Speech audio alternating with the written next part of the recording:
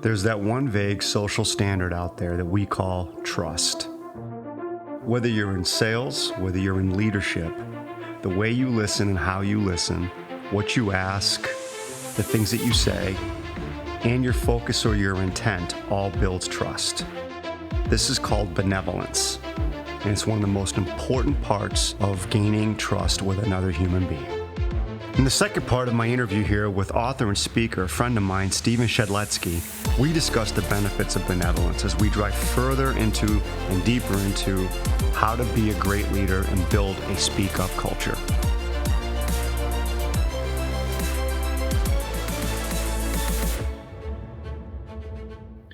You know, I'm thinking about the flip side of this equation that you and I have been talking about. We've spent some time on the leadership role and responsibilities, which is huge.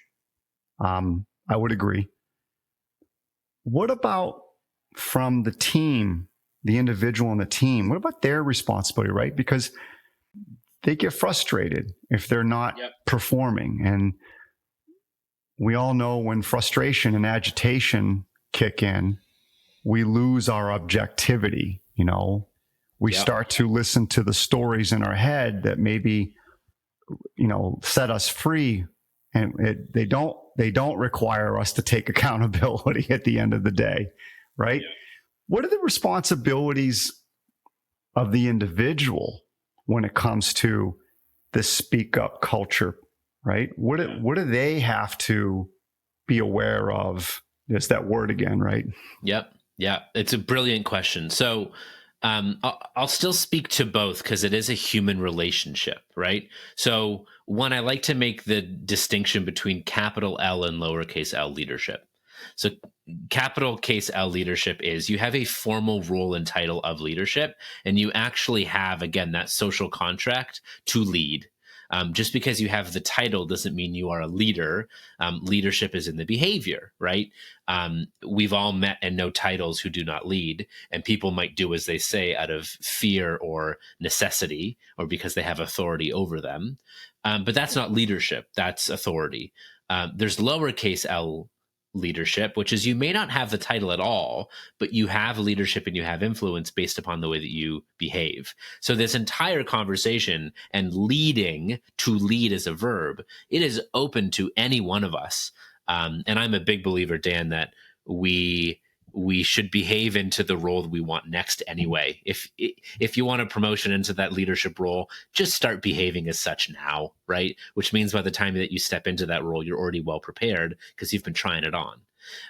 So that's one is, you know, leading, lowercase l leading is available to all of us.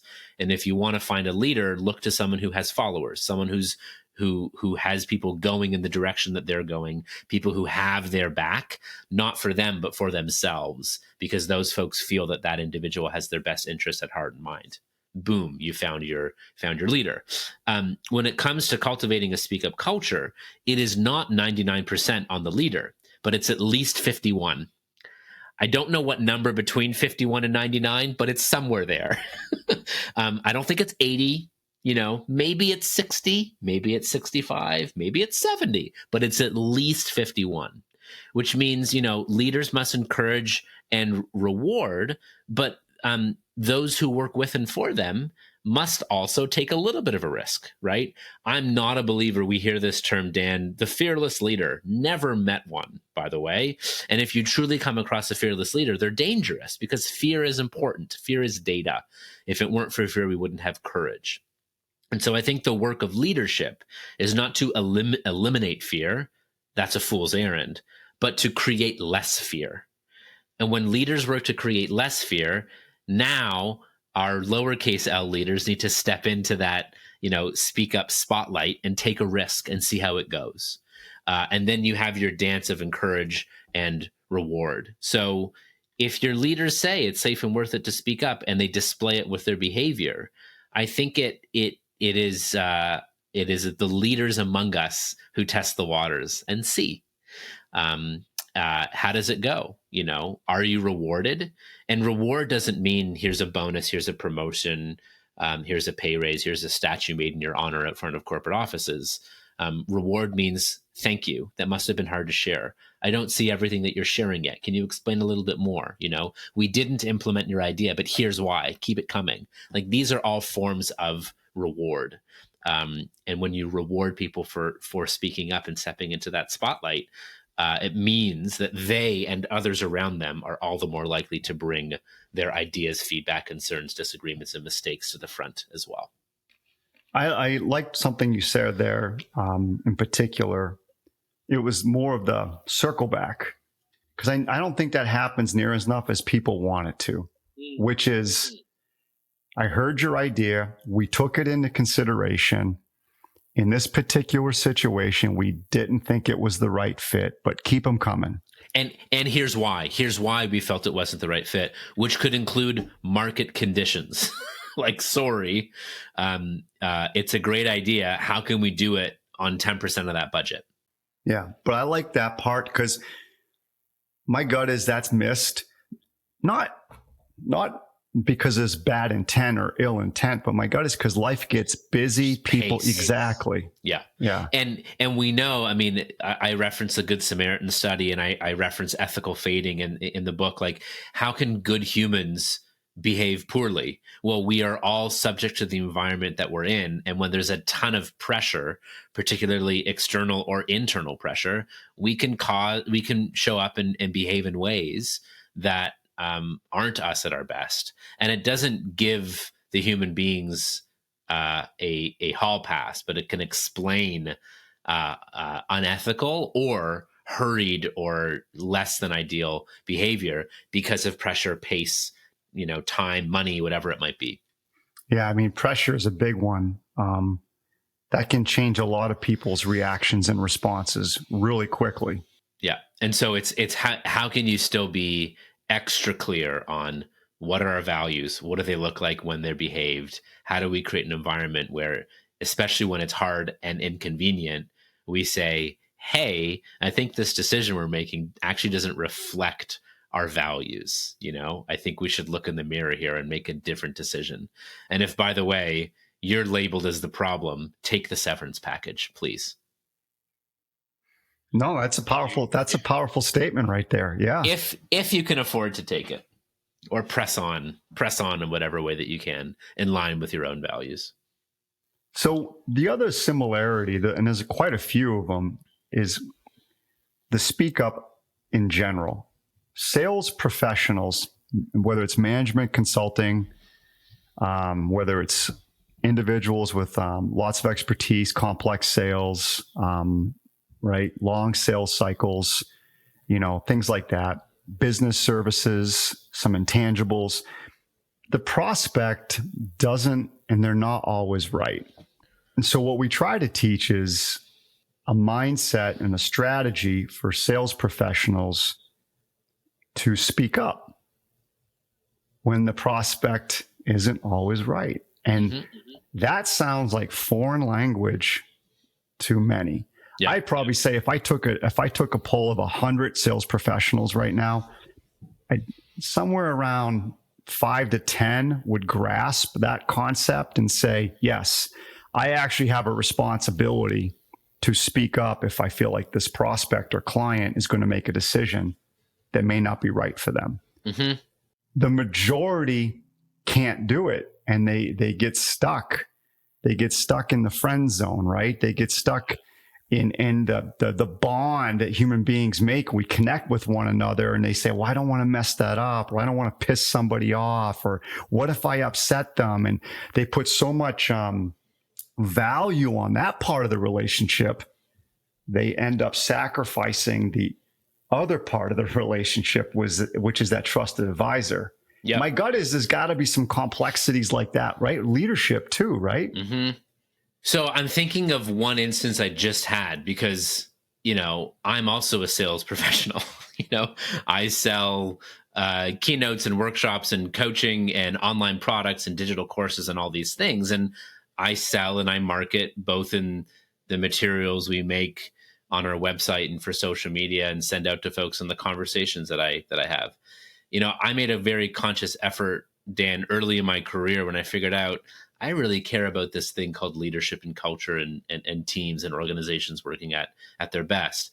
And I made a conscious choice in like my mid-20s to be like, I'm not going to go get an MBA. I'm just going to focus on doing this. And if I do this in my mid-20s for 5-10 years, and I do it with the right intent, and I do it well, and I do it with ethics and integrity and tact and get feedback on that, give me some time and I'll be known in this industry or have a brand as, hey, I'll give Stephen a call, I'll give Shed a call.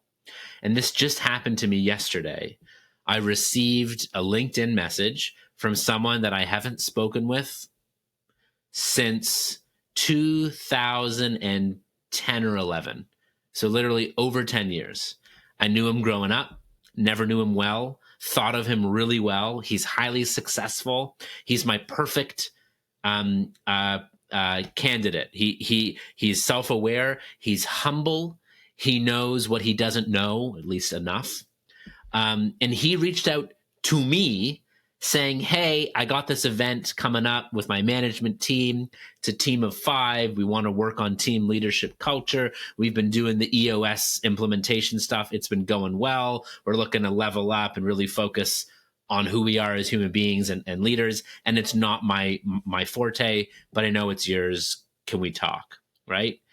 And I had a conversation with a guy. Turns out their budget, not quite where I typically hang out because I don't work in the volume business. I do more intense depth than, give me 10 clients and let me work with them, on retainer for a day, a month type of thing. It's a different model for me. And I had this great conversation with this guy. And as it turns out, I may not be the right fit for this one event or intervention. I think it could go well, but it's too short timeline. I don't think they have the budget. And so here's what I did. I told him exactly what I would do if I got the gig and said, feel free to use this process with someone else if you hire somebody else. I came up with a friend who's local to where they're hosting their event, and a friend that I know either lived there or had just moved but is close by, who I think would be great. And I kept the door open either for this event or for future coaching or consulting or speaking or workshop. And it felt great. I didn't sell to him. I didn't push him. I just shared openly, honestly, offered as much value as I could. And then I divorced myself from the thing I couldn't control, which was what he chooses. All I could control is how am I going to show up and how at the end of this do I feel good? He was appreciative. He's like, hey, I don't think it's right for you and us now, but something later. So delighted that we've reconnected. I've become a trusted advisor in that context. I've told him he's my ideal client because he's self-aware and humble. Did I make a transaction in the short term? Probably not. Did I connect him with a friend? Could I do well for the friend and for him? Maybe. He now knows about my book. So for me, it's just how can I do right in this one instance and feel good about it and know that loyalty is a feeling based upon behavior. And maybe I just created a loyal advocate of me and my work without making a transaction in the short term. Yeah, that's a great example of benevolence. Thanks. And most of our audience, if I'll remind our listeners, benevolence is that number one trust factor. People only care about competency when they know that you're benevolent. Mm-hmm. Totally. We all got to try to remember that. And you cannot fake benevolence consistently. Like, good luck with that. Because if you fake benevolence, it very quickly turns into insincere manipulation. Yeah. And you do the exact opposite. You deteriorate trust quickly. Yeah, totally. So what are some of the things that you help individuals and organizations solve? Obviously, we've spent a good enough time talking about the speak up culture, about behavior, self-awareness, right? The responsibility of the leader, which I love the 51% or greater, because it is the truth. It is. And then also the self-awareness of the individual, right? We touched on a lot of stuff there. So what are some of the things that you're helping organizations and individuals with now? There's a brilliant article by Brighthouse, which is BCG's, Boston Consulting Group's Purpose Hub. And I realize this is a lot of the work that I do. So they have like a 4-step process of like, this is how purpose comes to life inside of organizations. First is, and this is the work that I do with clients, discover, oh, this stuff exists. The way I show up as a leader matters. The culture that we cultivate on this team or organization impacts the results that we get in the short and long term. So one is just build awareness to the fact that this stuff exists and matters. Next is articulate. How can we actually put into clear language who we are and what matters to us from a purpose standpoint, from a values and behavior standpoint, and help to bring the culture equation to life. I have an equation in the book: culture equals values multiplied by behavior, and all that is raised to the power of influence. That the strength of our culture is the degree to which our values are clear and defined in behavior and then actually lived. And the more influence one has in a culture, the more their individual values and behaviors bear weight on the result, the sort of culture that you have in the end. So discover, articulate, and then activate and embed. I then help leaders and organizations, whether through keynotes, workshops, ongoing executive coaching, and digital tools, online digital tools. How can we help them actually bring to life this culture, which is constantly dynamic and evolving? There are certain things that shouldn't change, your purpose and your values. But as the world around us and the environment changes and the organization changes, the way in which we bring it to life and manifest it will always be dynamic and changing and shifting. Yeah, I'm going to dive a little deeper in that too. Like, let's pretend I'm a leader. What would I be thinking? What frustrations might I be having? Maybe that's a better way to ask. Sure. That with a little bit of self-awareness, I would step back and say, I need to work on me, and I need to develop this culture where people can feel like they can speak up appropriately, communicate, and then I'm going to treat it with that respect. So it actually becomes a strength of ours, this type of honesty we're talking about. What are some of the frustrations as a leader that I might be experiencing? Some frustrations as a leader could be, I'm showing up and working so hard and taking so much ownership, and my team isn't showing up to do the same.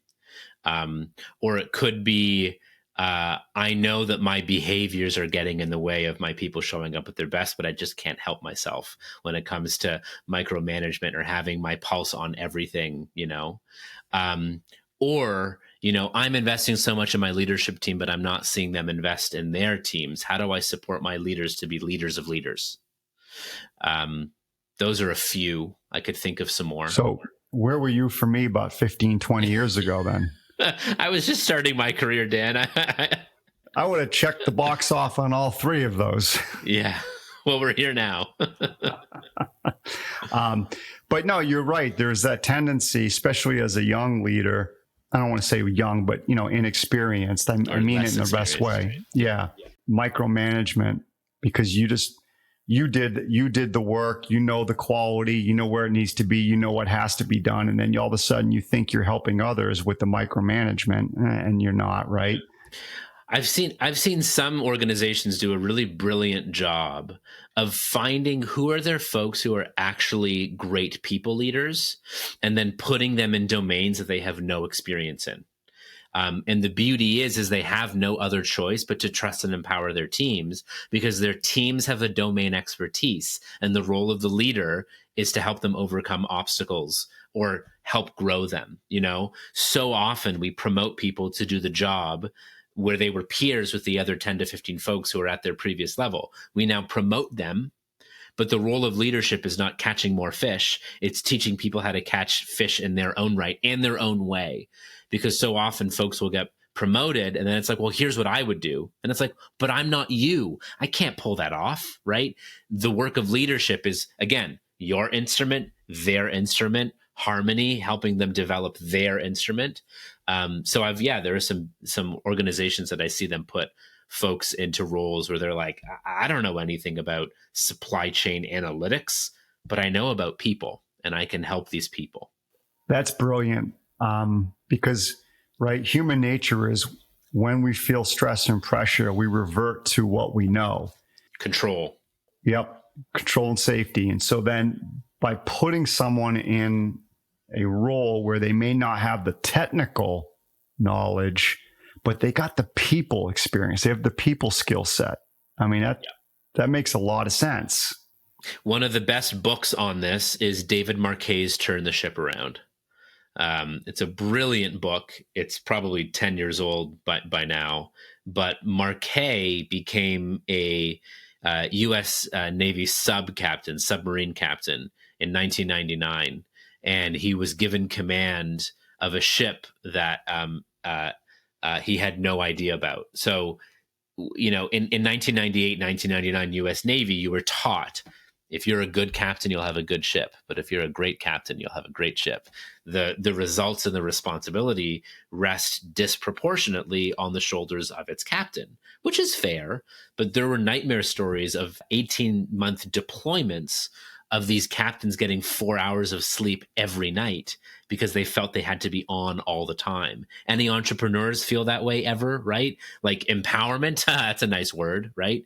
And so Marquet, you have a full 52 weeks, a year, to prepare to take command over a vessel. And as you go through this training, you invariably think about captains you've had in your career that you're like, they were great, I want to behave like them. And the contrary, captains you're like, no thanks. And Marquet always gravitated toward the captains that would give him leash. The captains where he'd say, hey, sir, I'm really curious about this, that, or the other. And the captain would go for it. Like on your spare time, check it out, report back, share what you learn, right? As opposed to ones that would punish folks for drawing outside of the lines. He wanted to be the former and not the latter. The only issue is he studied for 50 weeks, and 2 weeks before he took command, his orders changed. And instead of leading the USS Olympia, which was a pretty, an older but well-rated ship, he was given and assigned to the USS Santa Fe, which is it was a newer submarine, but it was the worst-rated sub in the entire U.S. Navy fleet, entire. And he took it from worst to first in a year because he had no other choice but to empower his folks.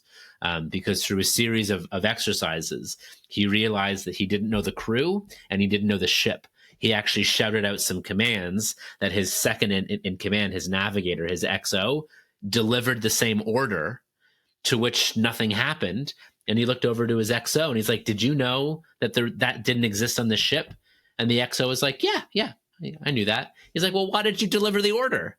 And the XO said, because you told me to, sir. And he went, he realized that if he led in the way that he was taught to, they would all die. And so he had no other choice but to move his authority, his control, to where the information lived. And it was his job to provide mission clarity and then to ensure his folks had the competency, technical skills, and human attributes, confidence, adaptability, to actually deliver upon that mission. So best book I know of how do you actually get out of the way and empower your folks is Turn the Ship Around. Yeah, and I think for a leader to do that, they have to let go of that scarcity mindset. They have to have that abundant mindset of, scarcity is, can I really afford to do this? What if it goes wrong, right? If it blows up, we're screwed, or this is going to happen. And anytime we have that mindset in terms of how we're going to filter and make a decision, right, we're going to squeeze. Same in leadership, right? Yeah. And then more of the abundant mindset, which is give people a chance. We'll make this happen, right? We got good people, believe in them, right? I mean, it's just the mindset too. It's just plays an incredible role on how a leader reacts or responds. Yep. That's what I pulled. That's what I pulled from that story. Totally. And it's the greatest time to actually spark a change is when a transition is needed, or you're reaching an identity crisis, or you reach a point where either because it's smacked right in your face, or you have enough self-awareness to go, if I or we continue in the way that we've been going, this is not going to go well. Either we're going to fail, or I'm going to die younger, or we're not going to be as successful as we could be if I just got out of the way. and let my people grow, or enabled my people to grow, which is the hardest work there is. Just ask any parent. Oh yeah. So as we're wrapping up here, is there anything from the book that you'd like to mention, talk about that we haven't hit on? Well, I mean, one is the FBI tool, which I think is so good. I learned this at the Chapman and Co. Leadership Institute, close by to St. Louis, which is just the most brilliant formula I know for how to give effective, both constructive or positive feedback, which is feeling, behavior, impact, FBI. So, I could say, "Hey, Dan, thanks. Great job today." And you're like, "Okay, like, cool." Or I could FBI it. I could say, "Dan, I'm feeling so jazzed. I'm so appreciative of this conversation because, behavior, your research, your care, your time, your attention, your patience for the fact that we've had to try schedule this thing 3 or 4 times and we're here. The impact is, anytime you reach out, I'm here for you. I got your back. Love doing this," right? Which is so much better than "great job." Right. And it works similarly with constructive feedback. I like to say that one-liners are fine for jokes, not as good for feedback. If you say to someone on your team, "You're irresponsible" or "You're lazy," good luck with that. That's not going to go well. But you could FBI them. You could say, "I feel frustrated and let down when you showed up late to 3 client meetings last week. The impact is I'm not sure I can trust you with what's on your plate right now." And for bonus points, open-ended question: "What's going on? This isn't like you." Right? The purpose of feedback is to open dialogue and to grow. Especially as a senior leader, be known that your feedback is not fact, it's your experience. And it's designed to open dialogue so that you can get the experience of another as well. I've had senior leaders deliver feedback to me as if there's no debate. And it's like, "Do you care about my experience? I want some feedback on how shitty your leadership is, or should we just stop here?" That might be a whole different podcast where we talk about feedback experiences. Just growing up as I grew up, there were some tough leaders, and their feedback was not FBI. It was, "Hey." There was F. Yeah. There might have been a few of those, that's for sure. Yeah. But yeah, it was very different. It was you're not getting the job done. You're messing up. Or I can actually think where leaders would be like, "What were you thinking?" Yeah. That's how they would start the conversation. I mean, now granted, that was, I think, pretty typical in the 90s, but it was more like, "What were you thinking?" Yeah. Talk about judgment. And again, I mean, if given the choice between no feedback and feedback from folks I respect, I'd rather it be unfiltered and true and filled with emotion, so long as it's designed to help me grow. But I do think there's a way in which we can approach these conversations with tact, with empathy, with an intent to both. I mean, I'll take from Kim Scott's work, because she's brilliant with this in her book, Radical Candor: care personally and challenge directly. Too often we care personally, but we don't challenge directly. That's being nice. It's both challenge and care. I mean, we didn't talk about it too much, but my gut is there is that tendency to, even as a leader, get stuck in the friend zone if you're not careful. Oh, yeah. Yep. And by, being stuck in the friend zone, it means, folks are taking advantage of you, or it's too much empathy, or there's too much cushion or pampering. Like, is that what you mean by that, Dan? Yeah. Like you gave that great example, an engagement, a communication, but the feedback was left out, right? And that's like the friend zone, right? Where it's like, all right, I don't want to create that positive tension, because I don't know how that person's going to respond, and so I'll just kind of skirt past it. Yeah. So often when I'm coaching with leaders around the challenges they're having with people on their team, they'll say out loud to me what they just need to say to their team or to the individual. It's so funny.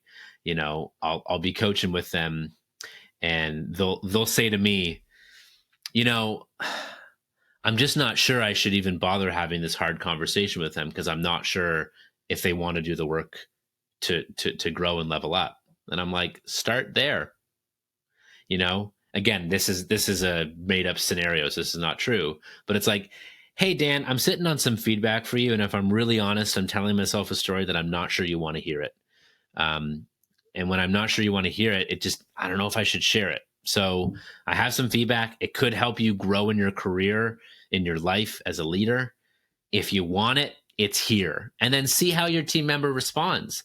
Are they like, oh my God, yes, thank you. I do. I've been dying for feedback. Thank you. If it's like, okay. It's like, all right, well, let's talk more about what I mean by this. Like, do you want to go there? Or there could be like, screw you, or it could be met with pushback, which is like, okay, it is a red light, what I thought. I like that. That resonates with me, that vulnerability and that pure honesty. Yeah. And just take that inner monologue and deliver it in a way that is with tact and respect, because it's refreshing. Yeah. I mean, I can think back if someone says that to me, yeah, I might be a little nervous of what they're going to say next. I might be a little insecure about what they're going to say next, but they got my attention and they got it in a good way. And again, the purpose of feedback is to help the people around you grow. And if you're showing up with that intent, the right folks will lean in and engage. And the right folks will also lean out and disengage. I'm a big believer when I build a team, I always say, what's your preferred method to give and receive feedback? And we list out some options, and it is clear that an option is not none of the above. Like, we got to find something that works for you. Skin in the game being part of this team is that we have positive, tension, lean in and have speak up and feedback conversations. I wrote a book on it. I have to embody this on my team. It's not easy, but it's worthwhile. As we wrap up here, how can people get a hold of you? What's the best way to try to engage you in a conversation? Yeah, thanks, Dan. For the time being, I'm the only Stephen Shedletzky, I think, in the entire world. So all you handfuls of Shedletskys, be mindful of what you name any children that are forthcoming. But I'm very active on LinkedIn. You can head over to my website as well, shedinspires.com, and the book's website is speakupculture.com. You can write it on the website, connect and write on LinkedIn. And I love to support leaders who have some humility, who are willing to look in the mirror and go, I am part of the problems that I experience. I'm also part of the solutions I can help to lead and create. So if that sounds like you, if there's anything I can do to help, we'd be delighted to hear from you. Yeah, and for our listeners, I highly recommend Stephen's book. I read it. It was an easy read. You do a good job with adding research in there, and you also do a good job of adding and sharing the stories to help people connect what you're sharing, what you're talking about. Thank you. Thank you very much. That means a lot. Yeah. Well, it's great having you. Great to be here, and so good. I hope this conversation is helpful for your listeners and fun to speak up and really drill in for a sales audience. So I hope this helps all you listeners out there. Well, I'm a big fan of it for many reasons. And I just think it teaches us really good lessons about ourselves, our own awareness, how we develop. I love the courage part. I love the curiosity part to it. I just better relationships. So love it. Love it. I think we all have that power to have better relationships with the folks around us, and it makes life more worthwhile. So I hope this book helps with that. I hope this conversation helps with that as well. Thanks for listening to Breaking Sales. If you want to get engaged with us outside of the podcast, be sure to go to our website, lappin180.com, go to contact us. You can also engage with us on LinkedIn at Dan Lappin or Lappin180.